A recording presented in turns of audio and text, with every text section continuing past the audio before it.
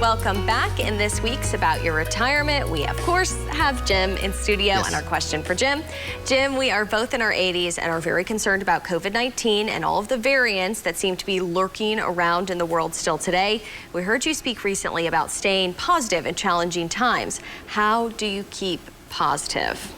Well, it's a great question, and we have been in such challenging times and confusing times, and you know, I choose to stay positive, and I believe that it's important for each one of us to just periodically do some self-evaluation about our lives and our attitudes and all, and reinforce that positiveness in our lives, because we're still not out of this. Yeah. And even though maybe it's not like it was in 2020, we still have a lot of people that don't get out that much, and because of this concern that we have. And that's one of the three things that I want to share with you to answer the question about what helps me. First of all, I stay concerned.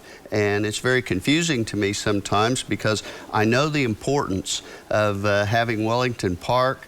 I've been at Wellington Park 7 days a week since the 1st of March 2020, and I feel like because of that and that concern, that has prevented us from having COVID inside our assisted living building. And so I'm going to remain there until I am comfortable doing that. I'll be going there 7 days a week. So, you know, you want to take that concern and I believe channel that into being alert. And be alert around you and what's going on. It's confusing to me how Oklahomans all band together in tragedies, but for some reason everybody's not following precautions and vaccinations and all that are proving to work well in this. The second thing is I believe our faith, and everyone has their own faith, their spirituality, but as a young youth minister, I used to remind my teens that 1 Corinthians 10:13, it says God is faithful, not going to let us be challenged or tempted beyond what we can handle. So we're already equipped to. So we've got to stay positive. And then the third thing is choose to be happy. And I choose to be happy.